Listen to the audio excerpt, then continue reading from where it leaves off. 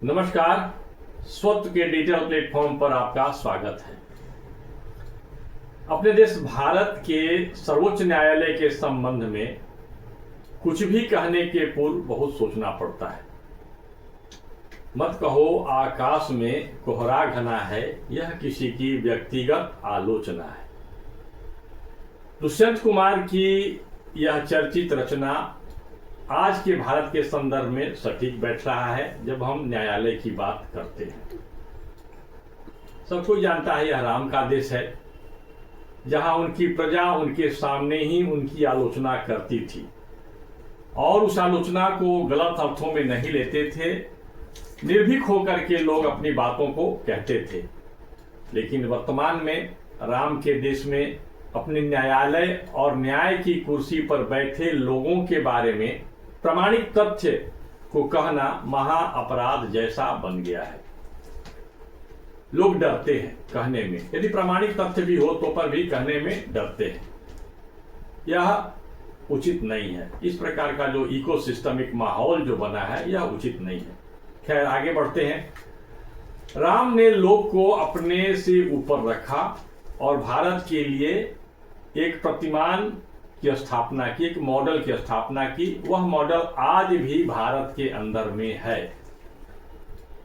हमारा जो मूल संविधान है, जिस पर हमारे संविधान सभा के सदस्यों ने, संविधान सभा की अध्यक्ष ने हस्ताक्षर किया था, उसके मूल अधिकार का जो चैप्टर, जो अध्याय शुरू होता है, उसमें वनवासी राम, लक्ष्मण और सीता का चित्र अंकित है। यह बहुत बड़ा संदेश देता है। लेकिन अंग्रेजों द्वारा स्थापित भारत की न्यायपालिका का मिजाज शायद वैसा नहीं। इसके दृष्टिपथ में लोक का अर्थ कुछ दूसरा है। लोक का दर्द, समस्या और आकांक्षा न्याय के देवता तक सीधे नहीं पहुंचता। इसके लिए एजेंट की आवश्यकता पड़ती है। अब जब एजेंट है तो एजेंट की अपनी कुछ मांगे होती है, उनकी रीति नीति होती है। तो इस प्रकार से भारत के अंदर में न्याय की व्यवस्था, न्याय का तंत्र चल रहा है।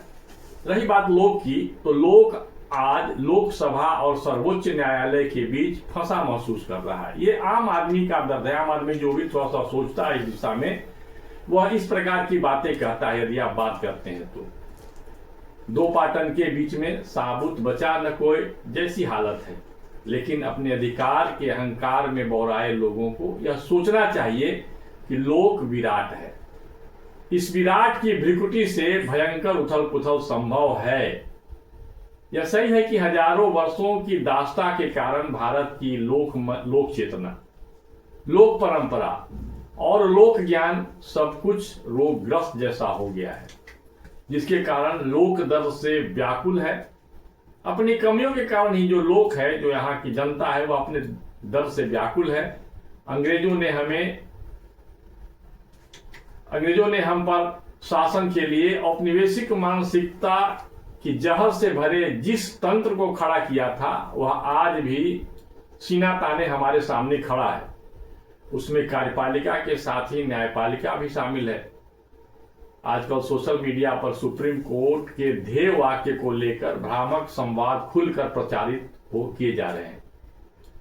सुप्रीम कोर्ट के प्रतीक चिन्ह पर उस ध्येय वाक्य को अंकित किया गया है, यतो धर्म ततो जयः। इस ध्येय वाक्य का अर्थ हुआ, जहां धर्म है वहां विजय है। लेकिन सोशल मीडिया पर भारत विरोधी तत्वों ने यह भ्रम फैलाया है कि सुप्रीम कोर्ट का ध्येय वाक्य सत्यमेव जयते था, उसे बदलकर यतो धर्मस् ततो जयः कर दिया गया है। सुनियोजित तरीके से इस प्रकार का भ्रम फैलाने वालों की मंशा क्या हो सकती है, यह विचारणीय है।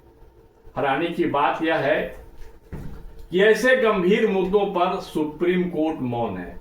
सुप्रीम कोर्ट मौन क्यों है, यह भी एक प्रश्न है। इसका भी उत्तर ढूंढा जाना चाहिए।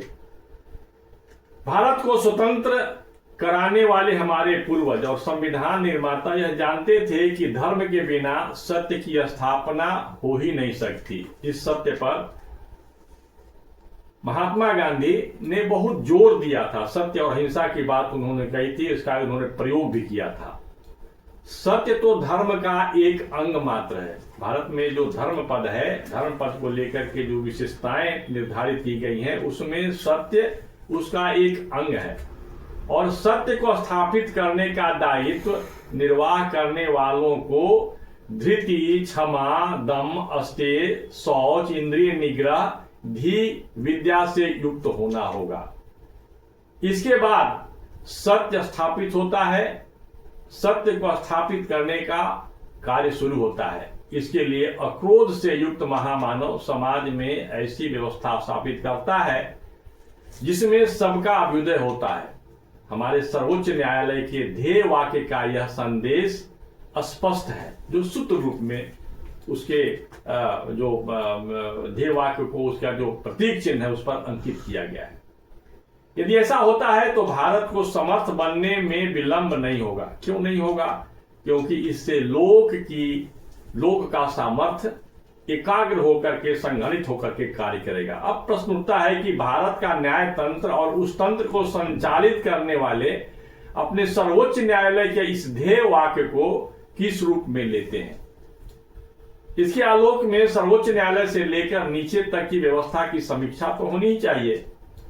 किसी न्यायमूर्ति के आवास से सैकड़ों करोड़ के जले नोटों का निकलना एक अत्यंत गंभीर स्थिति की ओर संकेत करता है, लेकिन इस मामले में लीपापोती की गई है, इसे स्वीकार करना होगा, चाहे कोई भी व्यक्ति हो। इस तंत्र में उच्च पद पर स्थापित होने के लिए कामिनी कंचन की भूमिका का भी भेद खुलता रहा है। यह कटु सत्य है, इसे स्वीकार करना होगा, तभी जाकर के इस दिशा में सुधार की गुंजाइश बनती है, सुधार का मार्ग प्रशस्त होता है। ऐसे में न्याय के नाम पर तो अन्याय के क्रूर खेल तो होते ही रहेंगे।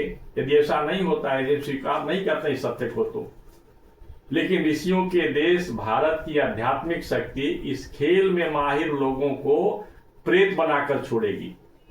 ये मेरा बात नहीं है, ये मैं बात कर रहा हूं लोकमान्य बाल गंगाधर तिलक की। जब वो गीता रहस्य पूर्ण करते हैं तो कहते हैं कि हमारी पूरी व्यवस्था में सत्य तत्व ओझल हो गया है, और इसको लेकर के उस समय के भारत के प्रबुद्ध लोगों को, श्रेष्ठ लोगों को पत्र भी लिखते हैं, और सत्य को लेकर के वो वेद की ऋचाओं और उपनिषद की ऋचाओं का भी वर्णन करते हैं।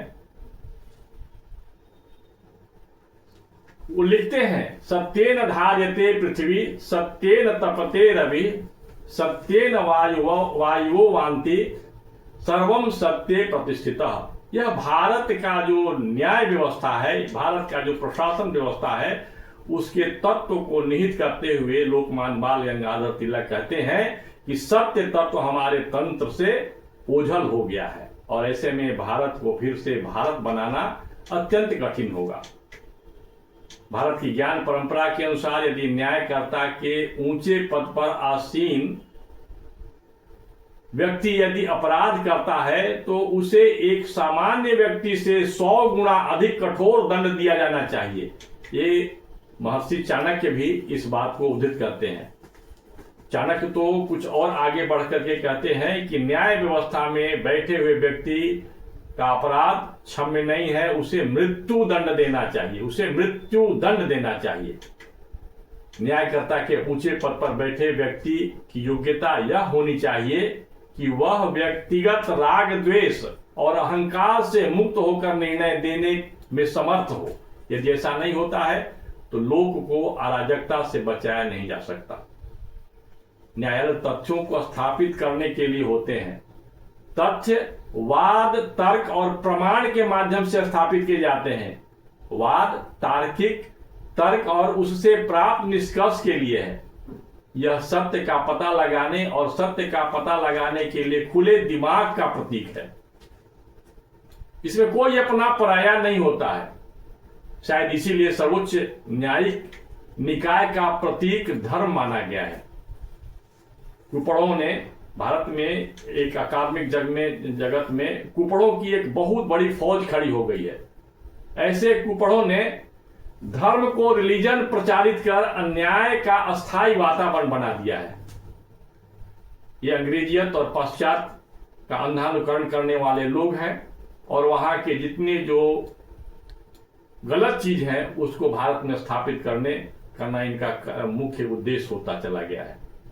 न्यायालय केवल दस्तावेजों से नहीं बल्कि तर्कों से भी, साक्ष्यों द्वारा तथ्यों को स्थापित करते हैं। भगवद गीता ने वाद प्रवादतः अहम का निर्देश देकर हमारा मार्गदर्शन इस संदर्भ में किया है। भारत का लोक अपनी न्याय तंत्र को लेकर जागरूक और संवेदनशील होने लगा है। इसके संकेत मिल रहे हैं कि भारत का लोक अपने अधिकार को लेकर के, अपने न्याय तंत्र को लेकर बहुत तेजी से जागरूक हो रहा है। भारत की लोक आकांक्षा है कि भारत का न्याय तंत्र भारतीय हो। यह संभव नहीं है।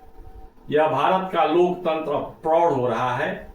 अब वह दिन दूर नहीं जब भारत का न्याय तंत्र संपूर्ण रूप से भारतीय होगा। इस वीडियो में बस इतना ही। नमस्कार।